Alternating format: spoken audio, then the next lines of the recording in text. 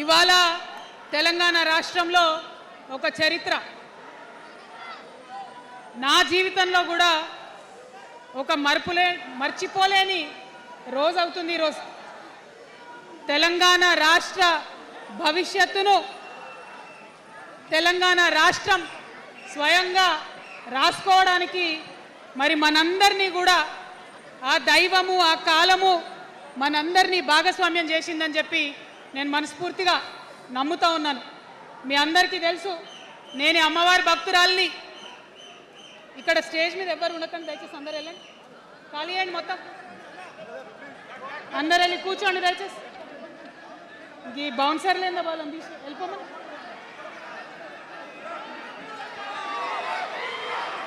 జై తెలంగాణ.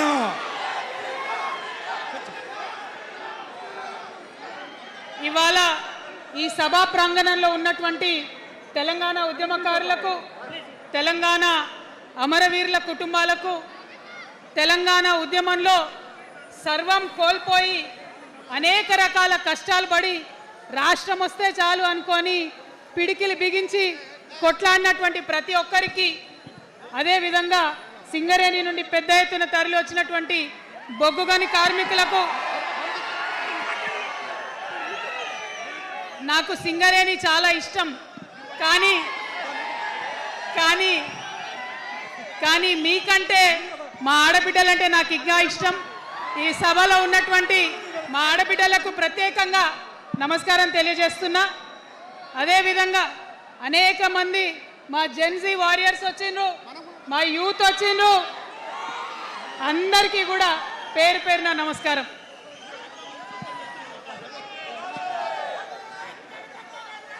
ఇవాళ చాలా చాలా చాలా చాలా మంది ఎదురు చూస్తూ ఉన్నారు ఏం జరుగుతుంది ఈ రాష్ట్రంలో అని. ఒక్క మాట మాత్రం నేను నా తెలంగాణ ప్రజలకు చెప్పగలుగుతా. గత 20 ఏళ్లుగా తెలంగాణ ఉద్యమంలో నేను పోషించినటువంటి పాత్ర, తెలంగాణ జాగృతి పోషించినటువంటి పాత్ర మీ అందరికీ తెలిసిందే. తెలంగాణ ఉద్యమంలో ఆడబిడ్డలందరినీ కూడా భాగస్వామ్యం చేయాలని చెప్పి తెలంగాణ జాగృతి నుండి బతుకమ్మను ఎత్తుకొని ఊరు వాడ తిరిగి మా జాగృతి కార్యకర్తలు తెలంగాణ సాంస్కృతిక దీపాన్ని పదిలంగా దాచిపెట్టుకున్నారు. మరి వారు దాచినటువంటి ఆ దీపం ఆనాడు చాలా చీకటిలో కాలరాత్రిలో కూడా ఒక కాగడాలాగా తెలంగాణ ఉద్యమకారులకు వెలుగునిచ్చింది. మా సింగరేణి గని కార్మికుల చేతిలో కందిలైంది. మొత్తం తెలంగాణ సమాజానికి కూడా ఒక కాంతి రేఖ అయింది. అప్పటి వరకు చాలా మంది మాట్లాడేది, మా స్టూడెంట్స్ అయినా అందరూ కూడా మాట్లాడేది, ఈ ఆంధ్రోళ్ళతోని పంచాయతీ అవుతుందక్క, ఏం చెప్పాలి, మా గురించి ఎట్లా చెప్పుకోవాలి, మన సంస్కృతి గురించి ఎట్లా చెప్పుకోవాలని మాట్లాడినప్పుడు బతుకమ్మ వచ్చిన తర్వాత బలం వచ్చింది. బతుకమ్మ పాట వచ్చిన తర్వాత ఇది మా సంస్కృతి, ఇది మా పండుగ, ఇగో గిది తెలంగాణ అని ఎత్తిన ప్రతి బతుకమ్మలో కూడా జై తెలంగాణ జెండా పెట్టి మా ఆడబిడ్డలందరూ కూడా బతుకమ్మ అంటే ఏందో ప్రపంచానికి పునఃపరిచయం చేసుకోవడం జరిగింది. ఏ ఉద్యమానికైనా డెఫినెట్గా భౌగోళిక స్వరూపం ఉంటుంది, శక్తులు ఉంటారు, వ్యక్తులు ఉంటారు, కానీ ఒక సాంస్కృతిక పునాది, సాంస్కృతిక నేపథ్యం ఉన్నప్పుడే ఆ ఉద్యమాలు తుదముత్తాయని చెప్పి అందరం కూడా అనుకుంటాం. తెలంగాణ ఉద్యమానికి బలమైనటువంటి సాంస్కృతిక పునాదినిచ్చి ఆడబిడ్డలందరినీ ఉద్యమంలో జత చేసినటువంటి ఘనత ఇక్కడ ఉండేటటువంటి జాగృతి కార్యకర్తలదేనని నేను ఇవాళ సగర్వంగా ప్రకటిస్తూ ఉన్నాను. మరి ఇవాళ మిమ్మల్ని నేను కోరేది ఒకటే, కష్టపడ్డాం, తెలంగాణ తెచ్చుకున్నాం, కానీ మనం కలలు కన్న తెలంగాణ వచ్చి 12 ఏళ్ళైనా ఇంకా కూడా మనకు రాలేదు. ఏమేం కలలతో తెలంగాణ తెచ్చుకున్నామో ఆ కలలన్నీ ఇంకా నిజం కాలేదు. మరి తెలంగాణ ఉద్యమ రథం, ఆనాటి ఉద్యమ రథసారథి కేసీఆర్ గారి నేపథ్యంలో తెలంగాణ ఉద్యమ రథం ఎక్కడనో దారి తప్పింది. తెలంగాణ ప్రజల ఆర్తిని అది అర్థం చేసుకోలేకపోయింది. డెఫినెట్గా సామాజిక తెలంగాణ రథచక్రం అనేది విరిగి ముక్కలైపోయింది. ఒక కొత్త రాష్ట్రం వచ్చిన తర్వాత ఏ తరహా అయితే పని జరగాలో, ఏ తరహా అయితే పనులు ప్రారంభించుకోవాలో అవి జరగలేదని చెప్పడానికి ఒక ఇంత బాధపడతా ఉన్నాను. ఆనాడు ఏమనుకున్నాం, తెలంగాణ రాష్ట్రం వస్తే మనందరి బానిస సంఖ్యలు పోతాయి అనుకున్నాం. కానీ రైతులకు బేడీలు పడ్డాయి, ఇసుక దందా మీద ప్రేమతోని నేరెళ్ళల దళితులకు దెబ్బలు పడ్డాయి, చావులైనాయి. ఒకరిద్దరు కలిసి మాట్లాడుకోవాలంటే ఎవరు ఫోన్ ఎక్కడ మానిటర్ చేస్తుండ్రో అని భయం, వ్యక్తిగత స్వేచ్ఛ లేదు. దారుణమైనటువంటి నిఘా నీడలో తెలంగాణ అంతా కూడా బతికింది. ఇది వాస్తవం. మనం అనుకున్న కలల తెలంగాణ రాలేదన్నది ముమ్మాటికి వాస్తవం. మరి అటువంటి సందర్భంలో నేను ఇవాళ మీ అందరికి ఒక మాట చెప్పాలి. ఆనాడు పరిపాలించిన కుటుంబంలో నేను కూడా ఒక భాగం. ఆనాడు పరిపాలించిన కుటుంబంలో ఒక భాగమైనందుకు కొన్ని విషయాలకు నేను సిగ్గుపడతా ఉన్నాను. తెలంగాణ ప్రజల్ని క్షమించమని కూడా కోరుతా ఉన్నాను. కానీ తెలంగాణ సాధించినందుకు మాత్రం చాలా గర్వపడుతున్నాను. నా జన్మ ధన్యమైందని చెప్పి భావిస్తూ ఉన్నాను. మరి అనేకమైనటువంటి తప్పులు జరిగినాయి, అనేకమైనటువంటి నేరాలు జరిగినాయి. అనుకున్నటువంటి తెలంగాణ సాధించుకోలేదు. మరి ఆ తప్పులో ఎక్కడో ఒక దగ్గర నాకు భాగం ఉందని చెప్తున్నప్పుడు మరి కేవలం క్షమాపణ చెప్తే సరిపోతుందా? ఏ తెలంగాణ అయితే కావాలనుకున్నామో, ఏ సామాజిక న్యాయ తెలంగాణ అయితే రావాలని అనుకుంటున్నామో దానికోసం నడుం బిగించి కష్టపడి పని చేయాల్సిన అవసరం కూడా ఉంది. మరి ఇవాళ పని చేయడం కోసమే తెలంగాణ రాష్ట్ర సేన ఇవాళ తెలంగాణ ప్రజల ముందుకు వచ్చింది. రేపటి నుంచి మీరు చూస్తారు మా పని ఎట్లుంటుందో, మా పనితీరు ఎట్లుంటుందో. ఎందుకంటే ఏ పోరాటం చేయాలన్నా, ఏ ప్రజలకు మంచి చేయాలన్నా కేవలం కొట్లాడితే సరిపోదు, దానికి రాజకీయ అధికారం కూడా ఉండాలి. రాజకీయ అధికారం తోడైనప్పుడే ప్రజలకు చేయాలనుకున్న మంచి చేయగలుగుతాం. అందుకే ఇవాళ పార్టీ పెట్టేది. అదర్వైజ్ గత 11 నెలల నుంచి తెలంగాణ జాగృతి చేస్తున్న పోరాటాలు మీరు చూస్తున్నారు. ఎన్ని పోరాటాలు తీసుకున్నాం, ఎన్ని రకాలుగా సక్సెస్ సాధించడం మీరు చూసిండ్రు. కానీ ఉట్టి పోరాటాలు సరిపోవు, ఖచ్చితంగా రాజకీయ అధికారం ఉండాలి. దానికోసమే ఇవాళ తెలంగాణ రాష్ట్ర సేన మీ ముందుకు వచ్చిందని చెప్పి నేను సగర్వంగా ప్రకటిస్తూ ఉన్నాను. మరి ఈ పొలిటికల్ పార్టీ ఏదైతే తెలంగాణ ప్రజల కోసం వచ్చిందో అది టెక్నికల్గా అధికారం తెచ్చుకోవడానికి, ఎన్నికల్లో పాల్గొనడానికి డెఫినెట్గా బాగుంటుంది. కానీ దానికి ఒక ఆత్మ ఉండాలి, దానికి ఒక నేపథ్యం ఉండాలి. ఇవాళ బీఆర్ఎస్తో అదే కదా ప్రాబ్లం. టెక్నికల్గా బాగున్నారు, ఎలక్షన్ పోతున్నారు, సీట్లు గెలుస్తున్నారు, కానీ తెలంగాణ ఆత్మను కోల్పోయింది. కాబట్టే ఇవాళ తెలంగాణ రాష్ట్ర సేన వచ్చింది. నేను తెలంగాణ ప్రజలందరికీ చేతులు జోడించి నమస్కరించి ఒక మాట చెప్తున్నా, హార్ట్ఫుల్గా చెప్తున్నా, నా హృదయాంతరాల నుంచి ఒక మాట చెప్తా ఉన్నా. నేను తెలంగాణలో ఉన్న 3.5 కోట్ల మంది తెలంగాణ బిడ్డలందరికీ ఒక అమ్మగా పరిణితి చెందాలనుకుంటున్నా.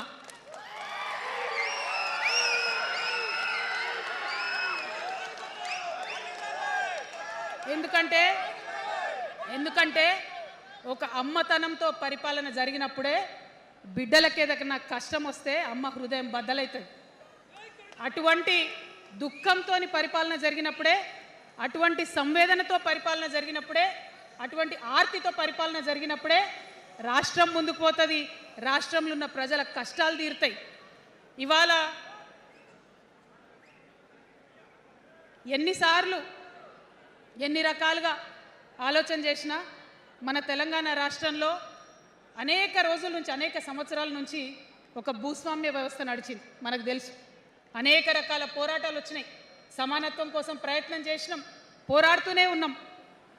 అది రైతాంగ సాయుధ పోరాటం కావచ్చు, ముల్కీ ఉద్యమం 1952 కావచ్చు, 1969లో తెలంగాణ ఉద్యమం కావచ్చు, తర్వాత వచ్చినటువంటి నక్సలైట్ ఉద్యమం కావచ్చు, అనేక సామాజిక ఉద్యమాలు, ఎందరో మంది మహానుభావులు, ప్రొఫెసర్ జయశంకర్ గారి దగ్గర నుంచి మొదలు పెడితే చాక లైలమ్మ గారు, దొడ్డి కొమరయ్య గారు, ఆరుట్ల కమలాదేవి గారు, రావి నారాయణ రెడ్డి గారు, సురవరం ప్రతాప్ రెడ్డి గారు, దాశరథి గారు, కాళోజీ గారు, నక్సలైట్ ఉద్యమంలో గద్దరన్న గారు, గణపతి గారు, మారోజు వీరన్న గారు, సాంబశివుడు గారు, ఇట్లా అనేక మంది పోరాటం చేస్తే అంతో ఇంతో సమానత్వం ఇప్పుడు వచ్చింది.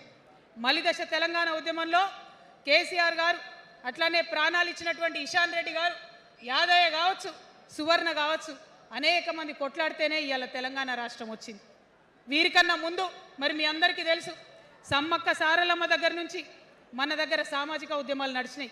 కొమరం భీం కావచ్చు, సమ్మక్క సారయ్య కావచ్చు, సారలమ్మ కావచ్చు, షోయబుల్లా ఖాన్ కావచ్చు, మగ్దూమ్ మొయ్యుద్దీన్ కావచ్చు, ఇట్లా అనేక మంది కొట్లాడితే కొంచెం సమానత్వం వచ్చింది. కొండా లక్ష్మణ్ బాపూజీ గారిని తెలుసుకోవాలి, పండుగ సాయన్నని తెలుసుకోవాలి, సర్వాయి సర్దార్ పాపన్న గౌడ్ని తెలుసుకోవాలి. ఇట్లా అనేక మంది కొట్లాడింది. పంతు నాయక్ గారు ఉన్నారు, మరి ఇట్లా ఆదివాసీ వీరులు అనేక మంది ఉన్నారు. బియ్యాల జనార్దన్ రావు ఉన్నారు, ఆదివాసీల కోసం కొట్లాడినటువంటి బిడ్డ. వీరందరినీ కూడా వారి స్ఫూర్తిని తీసుకుంటాం. రాజ్యాంగబద్ధంగా రాజకీయ శక్తితోని పోరాటాలు మిళితం చేసి, ప్రజా పోరాటాలు మిళితం చేసి మనం కలలుగనేటటువంటి సామాజిక న్యాయ తెలంగాణను సాధిస్తామని మళ్ళొకసారి సగర్వంగా ప్రకటన చేస్తూ ఉన్నాం. మరి వాళ్ళ తెలంగాణ రాష్ట్ర సేన మీ ముందుకొచ్చిందంటే ఉట్టిగానే రాలే. తెలంగాణలో ఏం జరుగుతుందో ఒకసారి తెలుసుకోవాలి, మనం ఆలోచన చేసుకోవాలి, అర్థం చేసుకోవాలి. ఎన్ని పార్టీలు ఉన్నాయి? 3 పార్టీలు ఉన్నాయి. భారతీయ జనతా పార్టీని తీసుకుందాం. ఆ బీజేపీ అనే పార్టీకి అసలు తెలంగాణ ఏర్పాటే ఇష్టం లేదు, తెలంగాణ ఏర్పాటు అవడమే ఇష్టం లేదు. అందుకే వాళ్ళ అగ్రనాయకత్వం అంతా కూడా ఏం మాట్లాడతారు? తల్లిని చంపినరు, పిల్లని బతికించరు అని ఒకరు అంటారు. ఇంకొకరు ఏమంటారు? నిన్ననే ఒక తలకాయ లేని ఎంపీ, మెడకాయ మీద తలకాయనే లేదు ఆయనకు, ఏమన్నాడు ఆ ఎంపీ? ఇండియా పాకిస్తాన్ విడదీసినట్టట, ఆంధ్ర తెలంగాణను విడదీసిరట. మరి వాళ్ళ అగ్రనాయకత్వం ఇన్ని మాటలు అంటుంటే మన ప్రాంతంలో ఉన్నటువంటి భారతీయ జనతా పార్టీ బానిస ఎంపీలు ఎవరైతే ఉన్నారో ఒక్క మాట కూడా వాళ్ళు మాట్లాడరు. ఫెడరల్ స్ఫూర్తికి విరుద్ధంగా రాష్ట్రం ఏర్పాటు అయిన తర్వాత 7 మండలాలు మనకి గుంజుకుంటే పార్లమెంట్లో పల్లీకులు ఇస్తారు, కానీ ఆ ఎంపీలు ఒక్క మాట కూడా మాట్లాడరు. మనకు 8 రూపాయలు ఇవ్వకపోతే ఆ ఎంపీలు ఒక్క మాట మాట్లాడరు. విభజన హామీలు ఇవ్వకపోతే ఆ బీజేపీ బానిస ఎంపీలు ఒక్క మాట కూడా మాట్లాడరు. అంతేకాకుండా సామాజిక న్యాయం అనేటటువంటి ఒక కాన్సెప్ట్కే బద్ద వ్యతిరేకి భారతీయ జనతా పార్టీ. అందుకే ఏం చేస్తున్నారు?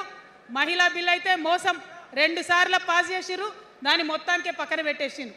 బీసీ బిల్లు ఇక్కడికి వెళ్ళి పంపిస్తే దాన్ని తొక్కిపెట్టిండ్రు. కులగణన వేస్తామన్నారు, దాన్ని తొక్కిపెట్టిండ్రు. అత్యంత పేదవాళ్లకు సమాజంలో 2 బుక్కలు అన్నం పెట్టేటటువంటి ఉపాధి హామీ పథకం ఉంటే కూడా దాన్ని కూడా మొత్తానికి బంద్ చేసి పెట్టిండ్రు. అయినా కూడా ఈ బీజేపీ బానిస ఎంపీలు ఒక్క మాట కూడా మాట్లాడరు, కనీసం పెదవులు తెరవరు. నేను ఇవాళ బీజేపీ ఎంపీలను డిమాండ్ చేస్తున్నా, సవాల్ చేస్తూ ఉన్నా, మీరు తెలంగాణ తల్లి బిడ్డలైతే కనీసం భద్రాచలం దగ్గర ఒక 5 గ్రామాలు ఉన్నాయా, ఆంధ్రాలకు పోయినాయి, అవి పోతే మన రాముడి గుడి మునిగిపోతుంది. పోలవరం నిండితే భద్రాచలం మొత్తం కూడా నీళ్ళు వచ్చేటటువంటి పరిస్థితి ఉన్నది. మీకేమన్నా సిగ్గు ఎగ్గు ఉంటే తెలంగాణ తల్లి బిడ్డలైతే 8 మంది బీజేపీ తెలంగాణ ఎంపీలను ఛాలెంజ్ చేసి అడుగుతా ఉన్నా, ఆ 5 గ్రామాలను మీరు వాపస్ తెలంగాణకు పట్టుకరండి. మేం మాట్లాడినాం, జాగృతి నుండి మాట్లాడినాం, ఆంధ్ర వారికి లేఖ రాసినాం, కేంద్రానికి లేఖ రాసినాం. మరి మీరేం చేస్తున్నారయ్యా? రాముడి గుడి ఇక్కడ భద్రాచలం రాముడు కాదా? ఆయన గుడి మునిగిపోయినా మీరు మాట్లాడరా? నేను సవాల్ చేస్తూ ఉన్నా భారతీయ జనతా పార్టీ ఎంపీలకు, ఖచ్చితంగా మీరు 5 గ్రామాలను తెలంగాణకు తీసుకురావాలి. ఇక బీఆర్ఎస్ పార్టీ ఉంది, ఇంకో పార్టీ. ఏముంది ఆ పార్టీలో? మొట్టమొదటి ప్రభుత్వం వచ్చింది, తొట్టతల్లి ముఖ్యమంత్రి గారు అయినరు. మంచి సాలు తీయాల్సి ఉండే, అది సామాజిక న్యాయానికి కావచ్చు, ఒక ప్రణాళిక కావచ్చు. 3 ముఖ్యమైన అంశాలతో తెలంగాణ తెచ్చుకున్నాం: నీళ్లు, నిధులు, నియామకాలు. ఏం చేసింది బీఆర్ఎస్ పార్టీ? నీళ్ల కోసం 10 సంవత్సరాలలో 1,89,000 కోట్ల రూపాయలు ఖర్చు పెట్టింది. 1,89,000 కోట్ల రూపాయలు ఖర్చు పెట్టి ఎన్ని ఎకరాలకు నీళ్ళు ఇచ్చిందంటే 14 లక్షల ఎకరాలకు నీళ్ళు ఇచ్చింది. అందులో 2 పెద్ద ప్రాజెక్టులు, ఒకటి పాలమూరు, ఇంకోటి కాళేశ్వరం. ఆ రెండిటికి కలిపి 1,21,000 రూపాయలు ఖర్చు పెట్టింది.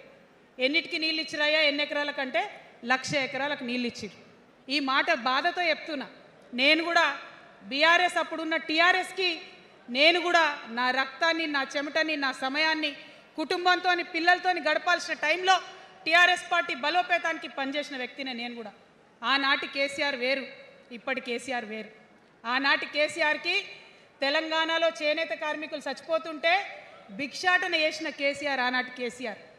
ఇయాలటి కేసీఆర్ మారిన మనిషి, మనిషి, మన మనిషి కాదు. ఏమైంది ఇయాలటి కేసీఆర్కి? హైడ్రాల ఇల్లు కూలిపోతుంటే అరుస్తున్నారు, అన్నా ఎక్కడున్నావు రా, వచ్చిండ్రా? రాలే. వెలుగుమట్లలో ఇల్లు కూలితే వచ్చిండ్రా? రైతులకు వర్ష బీభత్సమై మొత్తం పొలాలు మునిగిపోతే వచ్చిండ్రా? చేవెళ్ళ దగ్గర బస్ యాక్సిడెంట్ అయితే వచ్చిండ్రా? ఎక్కడ చిన్న కష్టం వచ్చిన ప్రజలకు ఆ సారు రారు, ఆ సారు రారు. ఎందుకంటే ఆయన మారిన మనిషి, మనిషి, గుంటనెక్కల తోడేళ్ల చేతిలో ఖైదీ అయినటువంటి మనిషి, మన మనిషి కాదు. బాధతో, దుఃఖంతో, ఆవేదనతో చెప్తున్న మాట, సంతోషంతో చెప్తలేని ఈ మాట నేను. అట్లాంటి కేసీఆర్ ఎట్లా ఉండే ఒకప్పుడు? అదే ఆర్డీఎస్ అంతా పాదయాత్ర చేసి నా తెలంగాణకు నీళ్లు కావాలని అడిగినారు.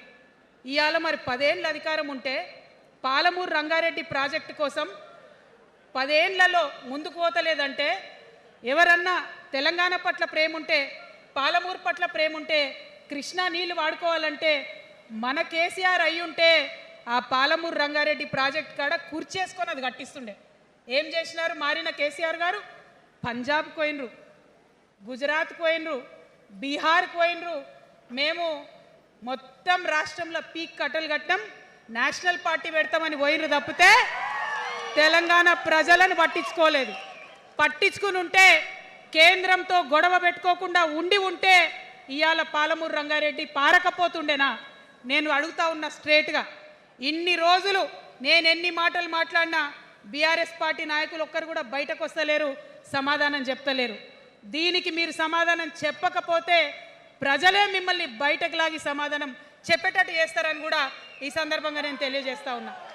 ఒకటే మాట అడుగుతున్నా, మన కేసీఆర్ అయ్యుంటే ఆనాడు తెలంగాణ బిడ్డలు కష్టపడితే బయటకు వచ్చి నా బిడ్డలకు ఇబ్బంది అవుతుందని కొట్లాడిన వ్యక్తి, సింగరేణి గనిలో ఒక కార్మికుడు చనిపోతే అక్కడి దాకా పోయి చూసి వచ్చినటువంటి వ్యక్తి, మరి తెలంగాణ వచ్చినాక ఏమైందా ప్రేమ? అధికారం ముందు మమకారం తగ్గిపోయిందా? ఏం జరిగిందని నేను అడుగుతా ఉన్నా. ఎందుకు ఈ మాట చెప్తా ఉన్నా అంటే, ప్రేమ నాకు కూడా ఉంది. నాకు తండ్రి కావచ్చు, అది వేరే విషయం. కానీ ఒక రాజకీయ నాయకుడిగా వారు ఈ మధ్య రాజకీయ పరిణితి కోల్పోయి మాట్లాడుతూ ఉన్నారు.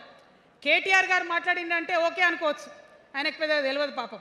కానీ కేసీఆర్ గారు అనే మాట ఏంటంటే, ప్రజలు తప్పు చేసిండ్రు. ఓకే, ఒక సెకండ్ నేను ఒప్పుకొని దాన్ని, ఒక సెకండ్ అనుకుందాం. ప్రజలు తప్పు చేస్తే నేను ఒక తల్లిగా అడుగుతున్నా, నేను నా కొడుకో మాట చెప్తా, వాడు వినలేదనుకో, కింద పడ్డాడు అనుకో, ఇడిచిపెడతానా? దగ్గర తీసుకొని మంది అనా? ఓకే, ప్రజలు తప్పు చేసిర్రు అనుకోండి, మీకు అధికారం ఇవ్వలేదు అనుకోండి, ఒక కర్కోటకుడి పాలన నడుస్తుంది అలా తెలంగాణలో. ఇబ్బంది పడుతున్నారు ప్రజలు, గోసపడుతున్నారు, ఏడుస్తున్నారు. ఇండ్లు అన్నీ ఉండి ఇండ్లు గూలగొడుతుంటే, అర్ధరాత్రి ఇంటి మీదకి వచ్చి ఇండ్లు గూలగొడుతుంటే ఆదుకోవాల్సిన అమ్మలాంటి మన పాత కేసీఆర్ ఏడి? ఎక్కడున్నాడు? ఇది మనం అడగాల్సింది. అందుకోసమే నేను ఈ నిర్ణయం తీసుకున్నది. నన్ను పార్టీలోంచి బయటకేస్తే నేను వెంటనే పార్టీ పెట్టలే. ఆనాడు కూడా చెప్పిన, నేను ఆలోచన చేస్తున్నా, మారతారేమో అని చూసిన, పదే వేచి చూసిన. ఇవాళ నన్ను పార్టీలోకి వెళ్ళి సస్పెండ్ చేసి 10 నెలలైంది. నాకు నిజంగా మంచిగానే అయింది. ఎందుకు తెలుసా? ఆనాడు ఉద్యమకారులను ఇబ్బంది పెడుతుంటే నేను ఇంకా గట్టిగా మాట్లాడలేదు. ఆనాడు మీకు జరిగింది, ఇవాళ నాకు జరిగింది. కొత్త ఏం లేదు. కేసీఆర్ కోసం, టీఆర్ఎస్ పార్టీ కోసం, ఆనాడు తెలంగాణ ఉద్యమం కోసం ఇండ్లు అమ్ముకొని, భూములు అమ్ముకొని, ప్రతి ఊర్లో టీఆర్ఎస్ కండువా వేసుకొని పోరాటం చేసినటువంటి కార్యకర్తలు ఎక్కడున్నారు ఇవాళ? ఒక్క గుళ్ళ మెంబర్ ఇయర్ రాలేదా? ఒక్క గుడి చైర్మన్ ఇయర్ రాలేదా? తెలంగాణను వ్యతిరేకించి ఉద్యమాన్ని తొక్కిపట్టి మన మీద లాఠీలు పెట్టి కొట్టినటువంటి వాళ్ళకి తీసుకొచ్చి ఎమ్మెల్యే సీట్లు ఇచ్చి, వాళ్ళ అనుచరులు వచ్చి మిడతల దండలాగా మన కార్యకర్తల మీద పడితే, తల్లి కోడి కాపాడుకున్నట్టు పిల్లల్ని కాపాడుకోవాల్సిన మన కేసీఆర్ ఏడబోయింది. వచ్చిందా ఎవరికన్నా పదవులు? ప్రతి సంవత్సరం రాష్ట్రం మొత్తంలో పోస్టులు నింపితే 6000 పైచీలకు నామినేటెడ్ పోస్టులు వస్తాయి తెలుసా? అంటే 10 ఏళ్ళ 2 ఏళ్ళకోసారి నామినేటెడ్ పోస్టులు వేసిన ఒక 30,000 మందికి దాదాపుగా ఏదో ఒక గౌరవం. ఏం కావాలి మనకు ఉద్యమకారులకు చెప్పండి? ఏం కావాలి? కండువా వేసుకొని పిచ్చోళ్ళ లెక్క తిరిగినందుకు, మన ఇంటోళ్ళని ఇడిచిపెట్టి తిరిగినందుకు ఇంత మర్యాద కావాలి. మా సార్ నన్ను గుర్తుపట్టిండా, మా పార్టీ నన్ను గుర్తుపట్టింది, నాకేదో చిన్న పదవి ఇచ్చిరని చెప్పుకుంటే ఒక మర్యాద ఉంటుంది. వచ్చిందా మనకు ఆ మర్యాద? ఎక్కడన్నా వచ్చిందా? ఆనాడు అవహేళన చేసిర్రు, పార్టీలకు వచ్చి మళ్ళీ అవహేళన చేసిండ్రు. అంటే ఎప్పుడైతే అధికారం వచ్చిందో అప్పుడు అమ్మతనం పోయింది, ఎప్పుడైతే అధికారం వచ్చిందో అప్పుడు మమకారం పోయింది. అందుకే అంటున్నా, ఆయన మన కేసీఆర్ కాదు, మన కేసీఆర్ కాదు, మారిన కేసీఆర్, మరబొమ్మ లాంటి కేసీఆర్. కాబట్టే ఇవాళ నేను నిలబడి యుద్ధం చేస్తా ఉన్నా, కాబట్టే యుద్ధం చేస్తా ఉన్నా. ఈ గడ్డకు ఈ తెలంగాణ రాష్ట్రానికి ప్రాణాలు అడ్డం పెట్టుకొని మన ప్రజలను కాపాడాల్సినటువంటి వ్యక్తులు కావాలి, అటువంటి సైన్యం కావాలి. సైన్యం అయిదామా? సిద్ధంగా ఉన్నారా? ఎట్లయితే ఉద్యమం అప్పుడు కడుపు కట్టుకొని కాలు కట్టుకొని పనిచేసినామో ఇప్పుడు అట్లా పనిచేయాల్సినటువంటి అవసరం ఉన్నది. ఇవాళ ఒక్క పాలమూరు రంగారెడ్డే కాదు, కాళేశ్వరంలో జరిగినటువంటి అవినీతి ఒక మాట ఆలోచించాలి. మన కేసీఆర్ అయితే ఏమన్నాడు అప్పుడు ఉద్యమంలో? నా బిడ్డ కానీ నా కొడుకు కానీ తప్పు చేస్తే తీసి పారేస్తా పార్టీలకు వెళ్ళన్నారు. ఇవాళ నేనేం చేసిందే మీకు తెలియదా? నేనేం చేసిన? కాళేశ్వరంలో అవినీతి జరిగిందన్నమాట చెప్పిన. అంటే అవినీతి జరిగిందని చెప్పిన నన్ను బయటేసి అవినీతి చేసిన పందికొక్కుల్ని పక్కన కూర్చోబెట్టుకున్నారు చూడు. అది మన కేసీఆర్ కాదు, అది మన కేసీఆర్ కాదు. ఆత్మలేని మరబొమ్మ ఇప్పుడున్న కేసీఆర్, మన కేసీఆర్ కాదు. మన కేసీఆర్ అయితే కళ్ళెత్తి చూసే ధైర్యం ఉండకుంటుండే, కాళ్ళు మొక్కేటటువంటి తత్వం ఉంటుండే. ఇవాళ అది మన కేసీఆర్ కాదు. కాబట్టే ఎదురుగా నిలబడి కొట్లాడుతా. నాతో కలిసి వస్తారా? సిద్ధమేనా? ఇవాళ బీఆర్ఎస్ పార్టీ చేస్తున్నటువంటి అనేక తప్పులు, అనేక అంశాలు ఉన్నాయి. ఒకటి కాదు, రెండు కాదు. ఇది ప్రారంభం మాత్రమే. మొదలు పెట్టినాం, జస్ట్ ఇల్లలికినాం. In front there is crocodiles festival. తర్వాత చాలా చెప్పేది ఉంది, అప్పుడు చెప్దాం. ఇప్పుడు ఏం జరుగుతుంది ఈ రాష్ట్రంలో? ఒక కర్కోటకుడు ఆయన పరిపాలన జరుగుతుంది. బాధ అనిపిస్తుంది ఒక పొలిటికల్ లీడర్ని కర్కోటకుడు అనాలంటే. కానీ అనక తప్పని పరిస్థితి.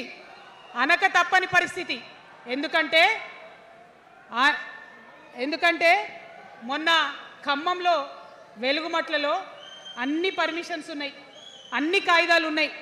అర్ధరాత్రి పోయి ఇల్లు కూలగొడితే ఒక నిండు గర్భిణి టెన్షన్తోని అబార్షన్ అయిపోతే ఆ తండ్రి ఏడ్చిన ఏడ్పులు, ఆ తండ్రి రోదన ఇంకా కూడా ఈ చెవులకు వినబడుతుంది. కాబట్టి ఇప్పుడున్న సీఎంని కర్కోటకుడనే అంట, హిట్లర్ అనే అంట. 2 నెలల చిన్న పాప పసికందు కుమ్మెర గ్రామంలో చచ్చిపోతే ఇప్పటి వరకు కూడా కేసు పెడతలేరు. హోంమంత్రి కూడా ముఖ్యమంత్రే, ఆయనకు తీరిక లేదు పాపం. చిన్న పసికందు చచ్చిపోతే ఇప్పటి వరకు కేసు పెడతలేరు. అందుకే అంటున్నా, కర్కోటకుడైనటువంటి సీఎం పరిపాలనలో ఉన్నాం. ఖచ్చితంగా కొట్లాడాల్సిందే. మనం ఏదైతే గురుకులాలు ఉన్నాయో వాటిలో విషం పెట్టి పిల్లల్ని చంపుతా ఉన్నారు. అయినా సరే విద్యాశాఖ మంత్రిగా ఉన్న సీఎం మాట్లాడతలేడు. అందుకే కర్కోటకుడు అంటా ఉన్నాం, అందుకే హిట్లర్ అంటా ఉన్నాం. కర్ల రాజేష్ అనేటటువంటి దళిత యువకుడు కస్టడీలో చచ్చిపోతే ఇప్పటి వరకు కూడా దానికి బాధ్యులైన పోలీసులను ఏం చర్యలు తీసుకోలేదు వాళ్ళ మీద. అందుకే కర్కోటకుడు అంటా ఉన్నాం, అందుకే హిట్లర్ అంటా ఉన్నాం. పిడికిలి బిగించి ఇప్పుడున్నటువంటి రాక్షస కాంగ్రెస్ పైన ఖచ్చితంగా కొట్లాడతాం, అందరికన్నా ఎక్కువ కొట్లాడతాం. ఇప్పుడు మనమే ప్రధాన ప్రతిపక్షం అవుతాం. 2 ఏళ్ల తర్వాత మనమే అధికార పక్షం అవుతాం. ఖచ్చితంగా అధికారంలోకి వస్తాం. ఎందుకోసం వస్తాం అంటే నేను ఒక మాట చెప్పాలి. అందరినీ మనం మాటలు అంటున్నాం కదా, we are opposing everybody, we are criticizing everybody. But what is the solution? Don't oppose without propose అని కాన్షీరామ్ గారు చెప్పారు, నేను చెప్పలే. Don't oppose without proposal. So నేను కొన్ని ప్రపోజల్స్ తెలంగాణ ప్రజల ముందు పెట్టాలనుకుంటున్నా. నేను ఈ 3 పార్టీలు అధర్మంతో నిండిపోయినాయి, అవినీతితో నిండిపోయినాయి, బంధుప్రీతితో నిండిపోయినాయి, కుటుంబ అవినీతి పరిపాలనతో నిండిపోయినాయి. కాబట్టి నేను ఒక ప్రపోజల్ చెప్తున్నా. ఈ 3 పార్టీల మీద ఆనాడు భగవంతుడు శ్రీకృష్ణుడు చెప్పినట్టు పాంచజన్యం, ఆయన శంఖం పేరు, యుద్ధంకి ముందు పాంచజన్యం ఎట్లయితే పూరిస్తారో మనం కూడా పాంచజన్యం పూరిద్దాం. ఒక 5 అంశాలను ప్రధానంగా తీసుకుందాం. ఆ 5 అంశాల కోసం ఇప్పుడు కొట్లాడదాం, రేపు ప్రభుత్వంలోకి వచ్చిన తర్వాత మన ప్రజలకు ఇద్దాం. ఏం అంశాలు అవి? మొట్టమొదటిది విద్య. ఇవాళ గవర్నమెంట్ స్కూల్స్ అంటే ఆనాడు కేసీఆర్ గారు స్కూల్ బంద్ చేసుకుంటూ వచ్చారు, అదే రేవంత్ రెడ్డి గారు కొనసాగిస్తున్నారు. ఎక్కడా కూడా ప్రభుత్వ పాఠశాలలలో వసతులు లేవు. వాష్రూమ్ ఉండదు, వాచ్మెన్ ఉండడు, అటెండర్ ఉండడు, పిల్లలే పోయి బెల్లు కొట్టుకోవాలి, పిల్లలే పోయి బాత్రూమ్లు కడుక్కోవాలి, మంచినీళ్ళు ఉండవు, భయంకరమైన పరిస్థితి ఉంది.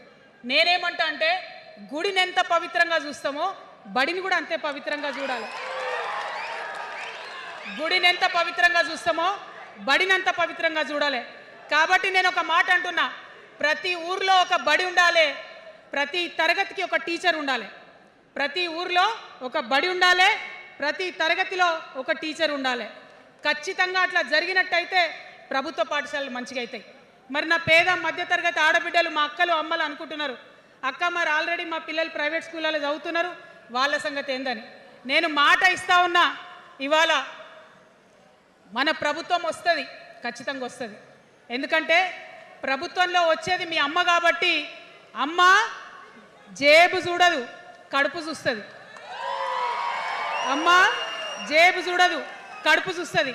కాబట్టి మీ పిల్లలు ప్రైవేట్ పాఠశాలలో చదువుతున్నా, ఎంతవరకు చదువుకున్నా కంప్లీట్గా మీ మీద ఒక్క రూపాయి కూడా భారం పడకుండా చదివించే బాధ్యత మేము తీసుకుంటాం. అది ప్రైవేట్ పాఠశాలలు కానీ, డాక్టర్ కానీ, ఇంజనీర్ కానీ, రాకెట్ సైంటిస్ట్ కానీ మన తెలంగాణ బిడ్డలు చదువుకుంటే ఒక్క రూపాయి కూడా పేద మధ్యతరగతి వాళ్ళ మీద భారం పడకుండా ఉచిత విద్యను అందించే బాధ్యత నేను నా తెలంగాణ బిడ్డల కోసం తీసుకుంటా అని ఈ సందర్భంగా తెలియజేస్తున్నా. ఇవాళ పరిస్థితి ఏంటిది? యూనివర్సిటీలో ఉన్న పిల్లలు అంతకుముందు తెలంగాణ రాకముందు నేను చూసిన రక్తం అమ్ముకునేది డబ్బులు లేకపోతే. ఇవాళ ఏం చేస్తున్నారు? బావర్చి కాడ గిగ్ వర్కర్ లెక్క గోడ మీద కూర్చొని వెయిట్ చేస్తున్నారు. అవునా కాదా? ఎందుకంటే ఆ గిగ్ వర్కర్ చేస్తే అంతో ఇంత పైసలు వస్తాయి, పేరెంట్స్ మీద ఆధారపడకుండా ఉండొచ్చు అని. మరి యూనివర్సిటీలను పట్టించుకున్నామా? బీఆర్ఎస్లో ఉన్నప్పుడు 10 ఏళ్ళు ఒక్క రూపాయి కూడా ఇవ్వలేదు యూనివర్సిటీకి. ఆ యూనివర్సిటీ మిత్రులకు, పాఠశాలలో ఉన్నటువంటి వారందరికీ నేను ఒకటే ప్రపోజల్ చేస్తున్నా, మీరు ఎంత చదువుకుంటారో చదువుకోండి, ఒక్క రూపాయి కూడా మీ మీద భారం పడకుండా చదివించే బాధ్యత తెలంగాణ రాష్ట్ర సేన తీసుకుంటుంది. ప్రైవేట్ పాఠశాలలు కూడా బాగుంటాయి, ప్రభుత్వ పాఠశాలలు కూడా బాగుంటాయి, కానీ భారం తల్లిదండ్రుల మీద పడదు. అది మీ అమ్మ ప్రభుత్వంలో జరగబోతుందని, మీ తల్లి ప్రభుత్వంలో జరగబోతుందని మీకు మాటిస్తా ఉన్నా. సెకండ్, మనకేమవుతుంది? మన తెలంగాణలో పేద మధ్యతరగతి ప్రజలకు ఏమవుతుంది? ఎవరన్నా ఇంట్లో రోగం వస్తే, ఒక యాక్సిడెంట్ అయితే ఇల్లు గుల్లవుతుంది. అందుకే ఆలోచన చేసి వైద్యం గురించి ఒక నిర్ణయం తీసుకున్నా. మన రెండో అంశం పాంచజన్యంలో వైద్యం కోసం అనేక అగచాట్లు పడుతున్నారు, అనేక ఇబ్బందులు పడుతూ ఉన్నారు. నేను ఒకటే మాట ఇస్తా ఉన్నా, ఏ రోగమన్నా రాని, ఎంత పెద్ద హాస్పిటల్ అన్నా కానీ